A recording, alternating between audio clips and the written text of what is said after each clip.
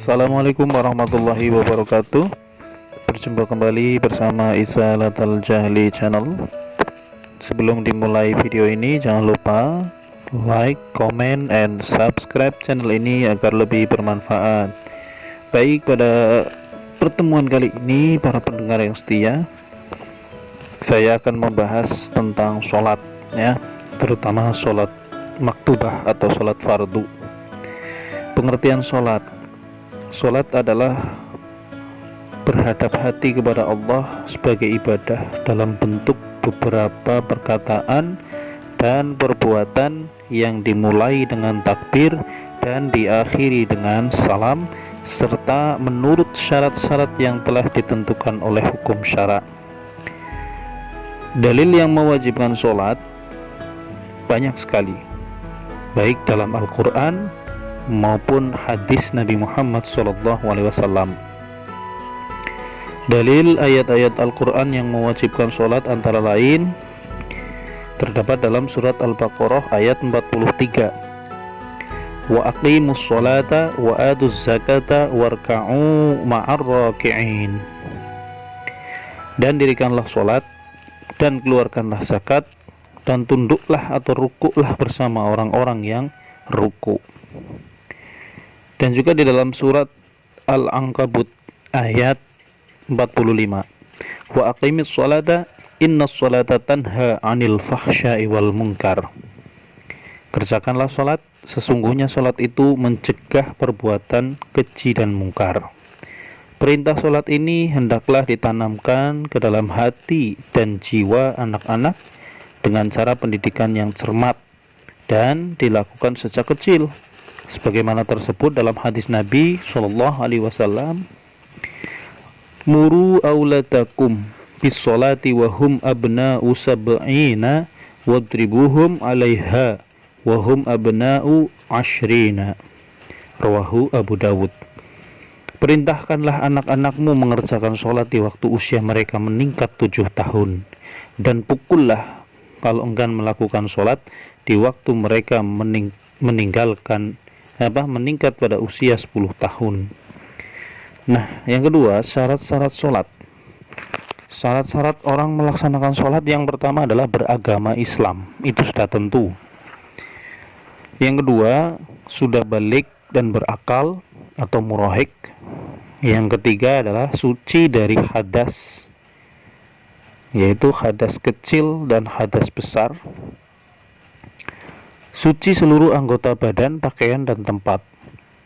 5. Menutup aurat. Bagi laki-laki, auratnya antara pusat dan lutut. Sedangkan wanita, seluruh anggota badannya kecuali muka dan kedua telapak tangan. Yang keenam, masuk waktu yang telah ditentukan untuk masing-masing sholat. Yang ketujuh, menghadap kiblat. Yang kedelapan, mengetahui mana yang rukun dan mana yang sunnah atau disebut dengan mumayyiz. Dan ketiga, rukun-rukun sholat. Rukun sholat yang pertama adalah niat. 2. Takbiratul ihram. 3. Berdiri tegak bagi yang mampu, boleh sambil duduk atau berbaring bagi yang sedang sakit. 4. Membaca suratul Fatihah pada tiap-tiap rakaat. 5. Rukuk dengan tumakninah. 6. I'tidal dengan tumakninah. 7. Sujud 2 kali dengan tumakninah. 8. Duduk di antara 2 sujud dengan tumakninah. 9. Duduk tasyahud akhir dengan tumakninah. 10. Membaca tasyahud akhir. 11. Membaca sholawat kepada Nabi pada tasyahud akhir. 12. Membaca salam yang pertama. Yang ke-13 tertib, yaitu berurutan mengerjakan rukun-rukun tersebut. Adapun yang membatalkan sholat itu batal atau tidak sah apabila salah satu syarat rukunnya tidak dilaksanakan atau ditinggalkan dengan sengaja, dan sholat itu batal dengan hal-hal seperti yang akan disebutkan di bawah ini. Yang pertama, berhadas. Hadas kecil, hadas besar, ya, termasuk di situ ada haid dan nifas. Yang kedua, terkena najis yang tidak dimaafkan. Ketiga, berkata-kata dengan sengaja walaupun dengan satu huruf yang memberikan pengertian atau memberikan maksud pemahaman terhadap orang yang sedang ditegurnya ketika sholat. Yang keempat, auratnya terbuka. Yang kelima, mengubah niat.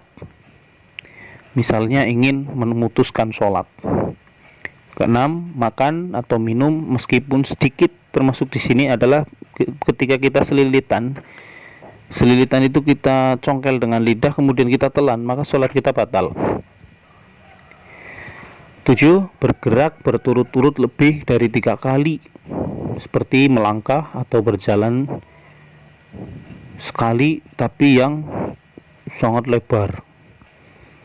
8. Membelakangi kiblat. Nah, membelakangi kiblat ini ada hukumnya tersendiri ya, termasuk ketika mudorot atau darurat di kendaraan atau mungkin di kapal laut, di kapal terbang atau pesawat, itu ada hukumnya tersendiri.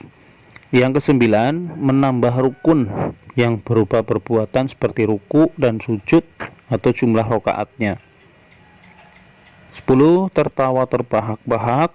11. Mendahului imamnya 2 rukun. Yang ke-12 adalah murtad, keluar dari Islam. Nah, semoga bermanfaat. Billahi taufiq wal hidayah. Assalamualaikum warahmatullahi wabarakatuh.